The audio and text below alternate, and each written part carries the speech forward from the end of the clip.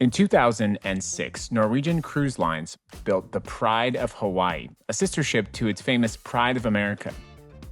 In 2008, the Pride of Hawaii actually became the Norwegian Jade after a retrofit and remodel. And now, something almost 20 years later, it's still sailing the seas as one of NCL's smallest and unique ships. We're going to go deck by deck and show you everything on this most current review of the Norwegian Jade ship, give you individual information about the amenities, venues, and things to do on this cruise ship. Thanks for following the sail away. Let's get started on a deck-by-deck tour of the Norwegian Jade. All right, let's get our walking shoes on. We're actually going to go up to what is technically deck 15, which I think is comical because this is really the only part of deck 15, which is this sun deck viewing area. Directly below is deck 14, and then I'm going to point right here to 13. So now that you have a more comprehensive feeling of it, this is what the sun deck looks and feels like, and you can have the full experience of deck 15 to deck 14 to deck 13, and that will become more important. But again, these are great spaces to lounge around. You can see there's so much available space, and deck 15 is a really nice viewing area on that sun deck. You're gonna know you're on deck 14 when you see this comically large shower fixture. That's how you're gonna know you're there. But again, more space to lounge around, more space to observe. And as you can see, NCL has additional seating that's just queued up in the event that it's necessary. So if the pool gets really busy or the ship gets really full, look at all this space that you have here to be able to check that out. Okay, so now let's go down to deck 13, which has plenty of walk around and additional seating space. This is one area that I know a lot of people ask questions about. It's the pit stop. The pit stop is technically a bar, allegedly a restaurant, although I never saw anyone with any food here. And it is also the primary and actually only smoking area, aside from the cigar lounge, which we'll also talk about shortly. But if you're looking for the place where you can smoke, the pit stop is the area where that is available. As you can see, it's literally cordoned off. Also, something to be aware of if you're not comfortable around smoke. This would be an area that is definitely prominent. So the pit stop on deck 13 is a great place to show you the pool deck. As you can see here, there is actually 1, 2, 3, 4 hot tubs. And on the ship, they were never excessively busy. There's 2 pools, and there's also sort of a courtyard gazebo area where there's lots of entertainment. That's the pool deck, but we'll also have a little bit closer view of the pool deck as well. This is the other side of the pit stop. As you can see, plenty of loungers, plenty of space available. Behind the pit stop, inside, on deck 13, is Spinnaker Lounge. Great space. The quality of this lounge is really top-notch. There's definitely a heavy maritime theme to the furnishings, and everything in this room is really built well. They don't build cruise ships like this anymore. I really loved the fit and finish of this room. Beautiful observation room, large panoramic windows. And now you're going to see some of the, as I said, the sort of maritime-themed furnishing in this space. Feels like you're the captain of the ship when you're in Spinnaker, which is kind of neat. Spinnaker has a lot of purposes on Norwegian Jade. It's a presentation space, it's a trivia space, it's a club, it's a bar, it's a reception area. It's all of those things. I did all of those things in the Spinnaker on the ship. It's a very comfortable space. If you're going on the ship in a port like Alaska, this would be a really great place, although I bet it would be really hard to find a seat. It is an early version of an observation lounge, and you can tell that Norwegian took this and expanded on it in future ships, so it's kind of fun to look back and see how they've evolved. But this space is very nice, and I would encourage you to get some time to just relax here. Directly adjacent to Spinnaker, there is actually a chapel, which is a very nice space. The light in this space is quite nice. You can see here the stained glass, and it's a really comfortable space to be able to use. If you have questions about using this space, I would encourage you to talk to a member of the crew. They were very helpful. And I did see a few events in here, so it's definitely utilized. You might enjoy it, and you might be able to use it if you ask about it. So now we're outside, heading aft or to the back of the ship. This area right here is part of deck 14, and there is a deck 15 component. That is the Haven. We're actually not going to be reviewing the Haven for this ship tour. But as we head back, you'll see there's a walking track area. There's chess on one side and checkers on the other side. So on the port and starboard sides. And as we head back here, there's a really nice area that you can play golf. Saw a couple people taking advantage of that. Bam! On the aft of deck 13 is a sports court area, which is really pretty massive, takes up the whole aft portion of deck 13. There's actually bleacher style seating here, which I think is really unique. It's configured for basketball, volleyball, and tennis. There's the bleacher seats, by the way. Now, a lot of people have asked, what about pickleball? It's not currently configured for pickleball, but lots of people have reported that they have brought pickleball nets onto the ship and that has worked. So, you know, obviously that's a possibility if you're into pickleball. I know that's really popular right now. So this is essentially the entire aft area of deck 13, and it was used a lot. Certainly not as modern as new ships, but it's there, it's really clean, and it's well taken care of.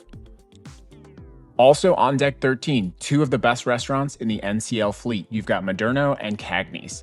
Cagney's on the NCL Jade has a sort of 30s and 40s New York steakhouse vibe. It reminds me actually a lot of Mad Men. I feel like I was stepping into a set of Mad Men. I was going to have dinner with Don Draper. Very elegantly styled, fully refreshed in 2017 with the addition of these virtual fireplaces as well. This space is clean, fresh, and the service in Cagney's is excellent. You're going to have this sort of white coat steakhouse vibe. Very good restaurant. People always ask me, what's the best specialty dining? I consistently recommend Cagney's. It's such a great vibe. It's not just about the food, which is always very good. It's also about the vibe, and I do love Cagney's. If you're interested in a more comprehensive overview of the dining options on the NCL Jade, I do have that video available for you as well. So be sure to subscribe, follow along, and check out that full view of all dining options on the NCL Jade. Again, I highly recommend Cagney's. Had a great time and a great experience. So let's go ahead and go back out on 13. We're going to go check out two excellent spots, which is Sugarcane Mojito Bar and Moderno Churrascaria. So directly adjacent to Cagney's, you're going to find Sugarcane, which is connected to Moderno Churrascaria. This is on deck 13, and look at that amazing window view that you have of the outside of the ship. Sugarcane is a mojito bar, and I highly recommend checking it out. This is one of my favorite design elements about Sugarcane and Moderno. As you can see, the seating in Sugarcane sort of seamlessly blends in to create a defined space for the mojito bar, and then transitions to the Moderno seating, which is similar, but just a little bit different. I think it's a nice way to distinguish the two and also bring them together. It's just a really nice finishing touch. Moderno is a churrascaria, which is a Brazilian steakhouse. This area right here is the buffet, where you'll get small items like salads, fruits, and sushi. And then you have this seating area where people will come to your table and hand carve meats for you. It's a wide selection. If you've never been to a churrascaria and you're looking to check it out, the upcharge cost of this restaurant is actually much more affordable than a traditional steakhouse in many big cities. So if you're excited to try a churrascaria or Brazilian steakhouse, I think you might want to give it a shot on this or any NCL ship. Everyone I talked to on the Jade really enjoyed Moderno. I did not personally go on it during that ship, but everyone I know said it was one of their favorites. And now we're on deck 12, and we're going to start out. You have a couple of options here. Splash Academy, which is for the younger kids, and Entourage, which is the teens club. The Entourage hallway is right there. And then you also have this arcade. It's so loud. You can play the arcade items by swiping your card, or you can purchase a pass. This is one of the smaller arcades I've seen on a cruise ship from Norwegian. And I haven't seen anyone in here the whole time. So. On deck 12 is the Garden Cafe, which is the buffet of the Norwegian Jade. The Garden Cafe actually has three components I want to talk to you about: the actual buffet, the Great Outdoors, which is kind of an extra buffet, and La Cucina, which is extra seating. So, starting off, I will just say Norwegian has a very smart approach to the buffet. They prepare them in smaller batches, so the food is always very fresh. I think the Jade is probably, honestly, number 2 of my ships that I've been on with Norwegian in terms of the buffet's operations. I'm an operations guy, and I think they did a very nice job. There's plenty of stations.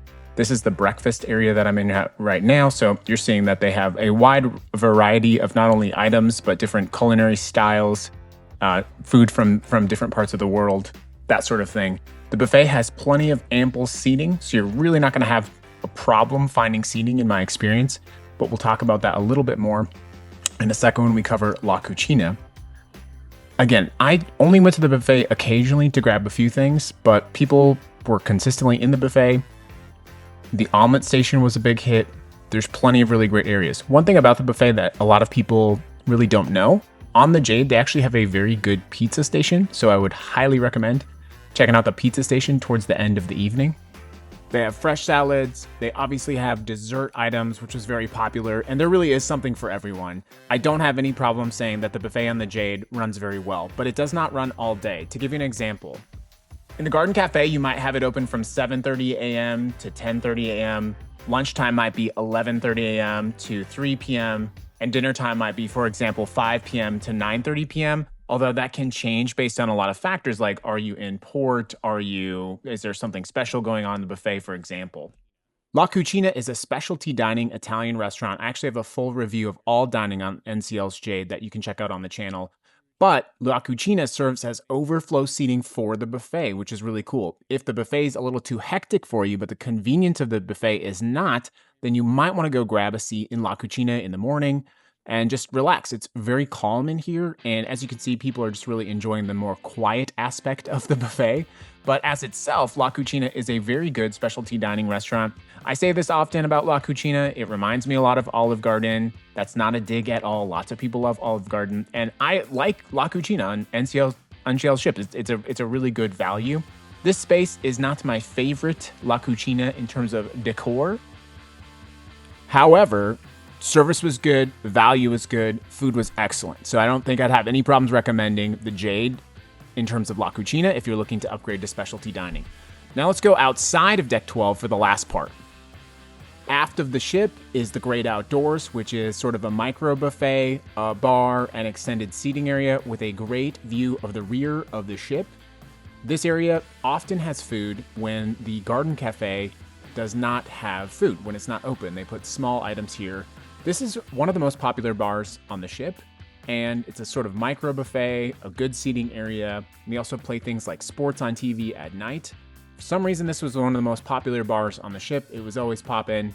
And honestly, a lot of the times the space out here felt a little bit busier than the actual Garden Cafe, the actual buffet. All right, people always say you should wait 30 minutes before swimming after you eat, but I'm not sure if that's true because it doesn't take 30 minutes to get to the pool from the buffet. It takes about 30 seconds. Right outside of the buffet area is the pool area and a restaurant and bar called Topsiders. This has, again, small eats from the buffet, small little snack items, but it's also a full-service bar, and this is probably one of the busiest bars on the ship, obviously because there's a pool, and a lot of people hang out at the pool and grab a quick drink by the pool. So Topsiders is where you'll go for some drinks by the pool. There's both the main bar and, as I showed you, a side element bar that's occasionally open as well. This is an older, smaller ship, and as you can see here, when weather gets rough or the seas are rocky, the pool is not a safe place to be. So that's something to be aware of, but it's kind of fun to watch. So keep that in mind. It's a smaller ship, and it doesn't handle the waves as well as maybe the bigger ships do. Plenty of space in the pool, though. A lot of people seem to really enjoy it. There are 4 hot tubs in the pool area and 2 separate swimming pools. Obviously, plenty of seating both on Deck 12, on Deck 13, and on Deck 14 for you able to enjoy the sun, to be able to enjoy a dip in the pool, a snack, or maybe even a drink. This is a very standard pool area, no extra frills like water slides, but plenty of space to enjoy a drink, a treat, and a good chat with your friends. And you know, if you got a great tan, you could hop over to Perspective Photo Studio, which is on Deck 12, and grab a photo session. You can also play cards. There's a card room that they use for events and special occasions. In this particular instance, they used the card room to do a painting. So it's like a painting class. I believe this one was $25. Everyone had a really nice time. Everyone was walking around with their paintings afterwards, which is really fun. I mean, a lot of people never get a chance to do that ever, let alone on a cruise ship with friends and family. The library is comprehensive and it was well attended. Whether that's doing some work on your computer or reading a book from the included selection, you can also technically leave a book here if you wanted to. There's a large selection of fiction books, a very small selection of nonfiction books, and some homages to the original SS America. Walking past the library, one of my favorite parts on the ship is the Mandara Spa and Salon. This spa and salon hosts a variety of items that you can purchase for your health and beauty and wellness. It does have a full-service hair salon in this area right here that you can have beauty treatments, that sort of thing. Get your hair done.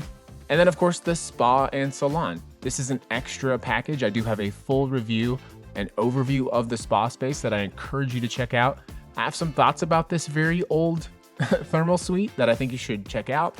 On my 6-day cruise, this package was $169. If you want to find out if it was worth it, well, you're going to have to watch that video, but this is the spa. So maybe you're not interested in calming down in the spa, but in pumping up in the fitness center. Well, you've got a pretty large fitness center, although it's pretty cramped. They had to fit a lot of equipment into a relatively small space. They've got cardio equipment, treadmills, exercise bikes, and a full-service weight set, both free weights and sort of weight-based machines. This place was quite busy because of the size of it. There's also a studio area back here where they do have classes, so you're welcome to check that routine. They actually offer classes for sale the first day of the cruise. It's also a space you can come in, do some stretching or some yoga, something like that. It is one of the smaller fitness areas that I've seen on a cruise ship. Compared to the Pride of America, it seems actually like maybe 2/3 of the size of the Pride of America's fitness center, which we've also reviewed. But if you need to get a workout, this is a great place to do this. Another place you can get your steps in, by the way, is Deck 7, and we'll show you exactly what that looks like. But if you're looking to grab a little bit of time in the gym, there's plenty of equipment here. It's just a matter of space and time. We'll go down one deck to Deck 11. This is a really neat room. I have a feeling this is not going to last very long because it's actually not even on the ship's diagram anymore. This is Deck 11. It's got a bridge viewing room where you can see all the plaques from the various ports that the ship has gone to. But to my left right here, there's actually a panoramic window that you can see the entire bridge. They asked not to film, so I respected that. But if you get a chance and it's still there, go to Deck 11 and check it out.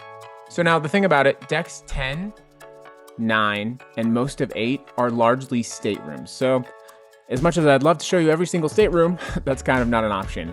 But here's where you'll see the design elements that will really remind you of the Pride of America. This ship was built at the same time as the Pride of America. If you were on the Pride of America right now, this might actually look like one of your hallways. In fact, you can still, for some reason, they kept the actual same decorations. Like these are the very same decorations from the Pride of America, including, I think, the carpet.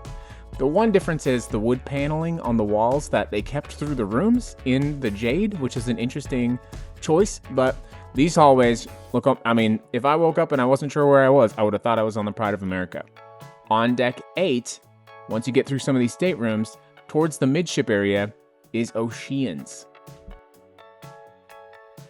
On your newer Norwegian Cruise Line ships, this space is going to be called the Local, but it's the same concept and the same idea. When everything else is shut down, you're probably going to be able to find a drink or maybe something to eat at Oceans. They call it a 24-hour restaurant, but there are periods of times where they do break to reset and prepare for different parts of the day, maybe shift change, something like that. But for all intents and purposes, this is a 24-hour eatery that has a full-service bar and an Irish pub-themed style menu and decor. A lot of the items that you're going to find at Oceans, you'll also be able to find in other parts of the ship, but they do maintain that sort of bar food, burgers, fries, pretzel bites, those kinds of things on Oceans. Oceans does give you this beautiful overlook of the atrium area, which we'll take a look at really soon here, but it's a great place. I went here several times. I always had a good meal at Oceans. Okay, let's head on down to Deck 7. There's a lot to do on Deck 7, but one of the first things that you can do is go check out the Java Cafe. That's actually a little bit different than on other NCL ships, which have a full Starbucks. On the Jade, it's something called Java Cafe, and you can still purchase a Starbucks package, but it's not the full Starbucks menu. It's a little bit confusing, and I will say one hot topic on the Jade, a lot of people did not like the coffee on the Jade, not at the Java Cafe, but just in general. A lot of people did not like the coffee, so you might want to consider stopping by at the Java Cafe. This Deck 7 atrium area has a lot of things all in one space. First of all, there's, really comprehensive seating area. There's that Java cafe we talked about. There's also a piano where someone will play piano, very relaxing in the afternoon or evening. Back behind the piano is the guest services desk. There is a lot of seating in this area, and there's also a very nice sort of atrium. It's not a chandelier, but you get the point. A lot of people wait here to talk to customer service or to get a cup of coffee or to gather. But one of the other reasons people wait in this area is to talk to Cruise Next. They always say at Cruise Next, don't wait until the last day. I did. That was a huge mistake. Do not wait till the last day. The line is going to be at the desk every minute, every hour of the full day. So if you know you're going to buy Cruise Next, do it in the first couple of days of the cruise. You're going to save so much time and you're going to get more focus from the team. That's the Cruise Next desk right there. And you can see there's already a line. There's also a pop-up shop in this area, Deck 7, which is like jewelry. So if you like your jewelry by the inch, gold by the inch, I think it's called. And they have a pop-up for Effie as well in this space. This is where you would go to make or change restaurant reservations. If this desk is closed, you can go to a designated restaurant and they'll tell you that right here. Nighttime, this space changes and the chandelier lighting gives a nice ambiance that I think you'll enjoy. But if you're not looking, you might miss it.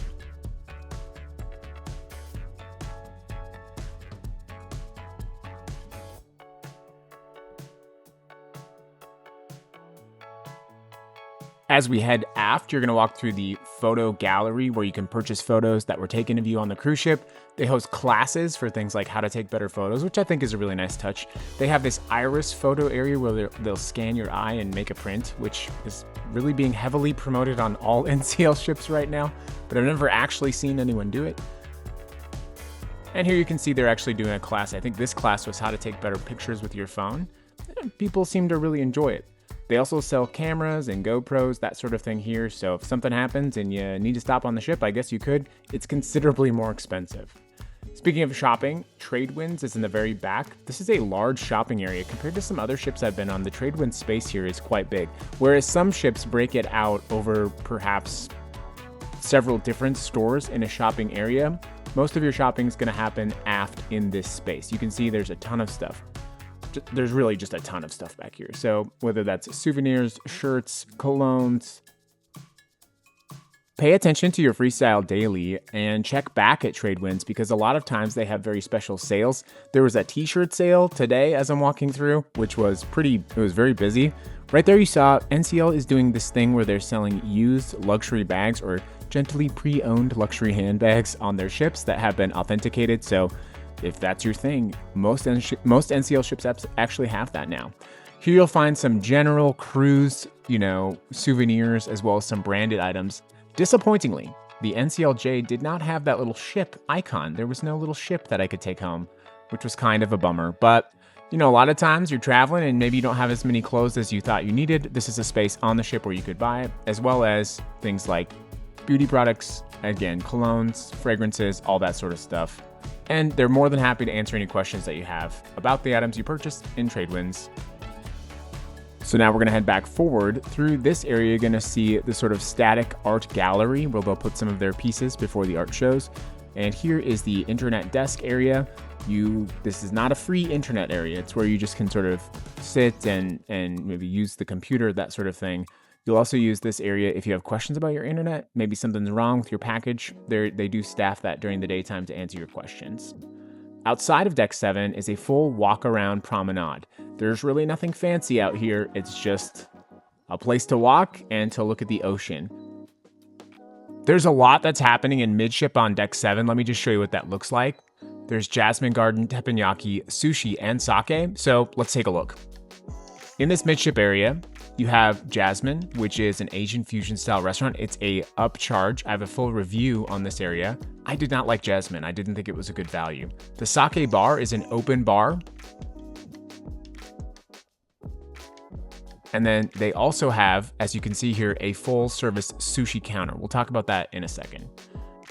This space is having a bit of an identity crisis because it essentially has 3 specialty dinings and a free bar all in one in a very small space. So you've got Jasmine, the Asian fusion, you have the sushi area, which is also a specialty dining, And then you have teppanyaki, which we'll take a look at in a second. The result of this decision is that it's a compromised experience. So you have a full sushi bar, which is specialty dining, but you can also get sushi at Jasmine. So it leaves the consumer wondering, what kind of deal am I getting here? And at the end, it doesn't feel like a very good value. The space is nice, it's very elegant, but the menu is confusing and it just didn't feel like a good deal. Teppanyaki's hidden right behind Jasmine Garden in this midship area, and if I had made a different choice, I would have gone with teppanyaki instead of Jasmine. We've had really good experiences in teppanyaki on NCL's fleet, and I think this space is very small and intimate, but there was consistently availability across the cruise, so I think you wouldn't have any hard time getting into it. I honestly think that's because a lot of people don't know that it's here because it's literally hidden behind Jasmine.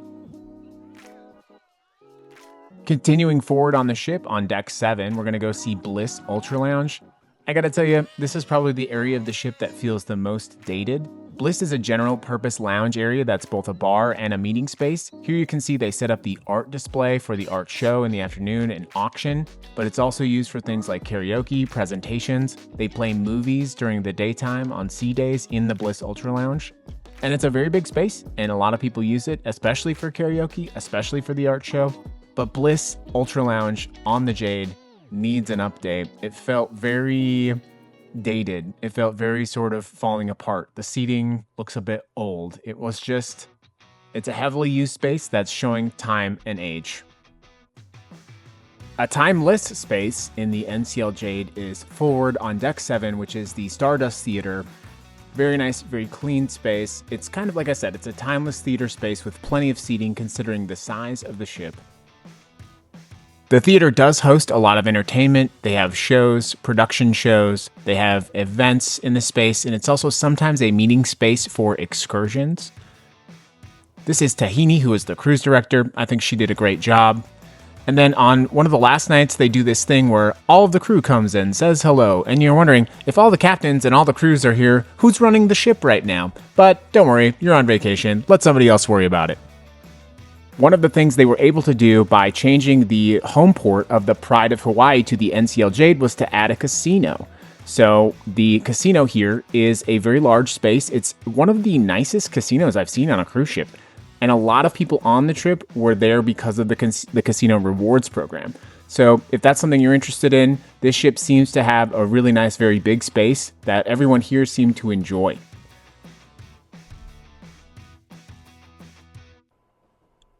Okay, so I really want to spend a lot of time talking about this section of deck 6 because there's so much here in this small space, but I spent so much time because it really was a lot of entertainment. So you've got this sort of mini atrium, which has Magnum's champagne and wine bar. You have Tankard's whiskey bar. You have Mixer's martini and cocktail. You also have La Bistro and a cigar lounge, all in this one tiny space. The part about this space that I think was most interesting was it was a real heavy social space on the ship. A lot of people gathered in this space for good reason. It was a very unique, intimate space with a lot of very good energy and excellent service. Let me tell you a little bit about it. At the risk of giving up a very good secret, this is the space where all of the best bars are on the ship and the highest caliber of service. So to give you a little bit of orientation, if you remember we were talking about Jasmine, the sushi bar, the sake and teppanyaki area, this is directly below it. And why I call this another sort of mini separate atrium. There are technically 3 bars here and a cigar lounge and then La Bistro. This is also a social space where they have live music playing, they have presentations, and so you have the combination of all of that energy crammed into this small space. And for me personally, it just ended up being a very nice place to gather, to meet new people on the ship, to grab a drink, to share a story, and just enjoy live music. Excellent small venue live music, excellent service from the staff at the bars. There are 3 bars in this small space, and if I'm being honest, you can get about any drink at any one of these bars, but they all have a specialty. So the first one is Magnum Champagne and Wine Bar, which you'll see right here. This is where I personally found the best service on the ship. Shout out to Wendy, excellent service. Right next to Magnum's is Mixer's Martini and Cocktail Bar. You can see how they literally share the same space, both on the bar and in that area. Always very busy here, always lots of energy, even during the daytime. Great service. Like I said, the final component of this area is Tankard's Beer and Whiskey Bar. The ambiance here is pretty awesome. People really enjoyed it. Next, you're going to have Humidor, which is the cigar lounge. And they're more than happy to sell you a premium cigar, which you can enjoy with your friends and family if you'd like. I did not utilize this space. And then we have Le Bistro, one of my favorite restaurants. All in this one small space, believe it or not. And then tucked behind this area is a really nice restaurant, Le Bistro. This is a specialty dining restaurant, which means obviously it's going to be an upcharge. This space is very nice. It's very elegant for what it does, but compared to Le Bistro on modern ships, it really doesn't hold a candle to them. Having said that, my dining experience on Le Bistro, while I enjoyed the food at Cagney's the best, I would have to say the service quality was the best at Le Bistro. They really put all of the finishing touches on your experience here, and I found it to be quite remarkable. One thing they also use this space for is wine tastings, and I highly actually recommend that you go check one out if that's something you're into. You can do a cheese wine tasting or a pairing with chocolates, and they do a very good job of explaining everything to you. And for $25 plus a little bit of extra for tax and gratuity, it's such a great deal. So if you're interested in that kind of thing, you're most likely going to find that in Le Bistro, and I actually would recommend checking it out. All right, we're actually almost done with the entire ship tour now. On deck 6, you're going to find Al-Azhar, which is a main dining or included restaurant. Al-Azhar is a very nice space, but it is the smaller of the two main dining rooms, and for some reason, as you can see, it's a little bit more congested, and I definitely felt cramped being inside of Al-Azhar. So in terms of my experience, I ended up only going here one night. Al-Azhar is actually generally only open in the evenings for dinner. That was my experience on the Norwegian Jade, but it is a very nice space. You see, the thing is, Al-Azhar and the Grand Pacific, both main dinings, are going to have exactly the same menu. So I think a lot of people worry like, well, which restaurant do I go to? Between the two of those, it ultimately doesn't matter because they're going to have the same restaurant. I do know a lot of people really enjoyed Al-Azhar because it is a little bit more upscale in feeling when compared to Grand Pacific. But again, my sentiments were that it was not only a little bit more cramped, but it just wasn't open as much.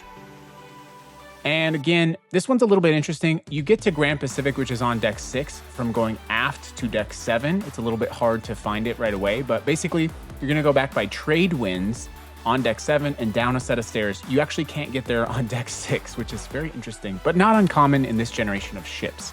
Grand Pacific is the larger of the two main dining rooms, and this is where I spent the really most time dining. I went here on board day on embarkation. I also went here for lunch a couple of times, but almost every day for breakfast instead of going to the buffet, because it was a much quieter and much more, I guess, put together dining experience in the morning. So at the risk of ruining something I really like, I would encourage you to consider going to main dining for your breakfast, because if you got a little bit of extra time, it's good to start away from the chaos. The food here is the same as Al-Azhar, and the service quality, I have to say, was 5 out of 5 consistently. Thank you to the staff at Grand Pacific. You really made my trip special, and I think you'll have a good time. Hopefully you snag one of these seats.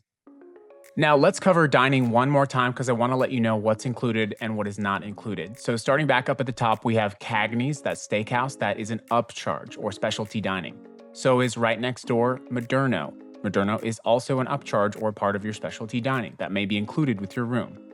The next one, of course, was the buffet. The buffet is absolutely included with the cost of your cruise fare, and it's open quite a bit.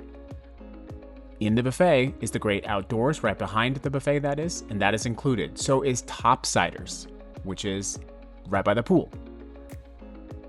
Remember, we're talking now about La Cucina, also on deck 12. That's an upcharge. But right down to deck 8, Oceans, that's included. And it's open technically 24 hours, so it's always a good spot. And the food's always really, really good.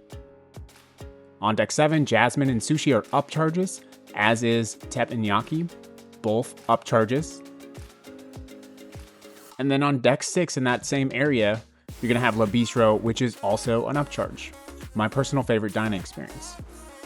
And we'll close that out, of course, with Al-Azhar and with Grand Pacific. Both of those are completely included with the cost of your cruise fare. So I hope that makes a little bit more sense now that you've seen the entire ship. Well, friends, that's it. That's a wrap on our tour of the Norwegian Jade, a beautiful, small, unique ship designed for, well, a different type of cruiser. I have a full review on whether or not I think you should book the NCL Jade, where I actually cover all of the information from the guest survey to tell you what I thought and give you a final conclusion. But in the meantime, if you're getting ready to go on NCL Jade, I hope you found this ship tour to be informative and helpful, and I hope that you got a chance to get yourself familiarized with the ship before you hopped on board. You know, the one place I didn't cover was the medical center, which is located on deck 4. It is there if you need it. I hope you never have to go to the medical center while you're cruising on any cruise ship, but if you do, it's on deck 4, just so you're aware. I really hope that this has been helpful, and I really enjoy providing this information to you. We do this at no charge so that you can have a better time. One of my favorite things about going on the NCL Jade was, as we've built this channel, I finally got to meet some people who watch the channel regularly, so I hope that's the case when we meet in the future. Until then, please consider subscribing and following along on the sail away, and maybe someday we'll see you back on the beautiful Norwegian Jade.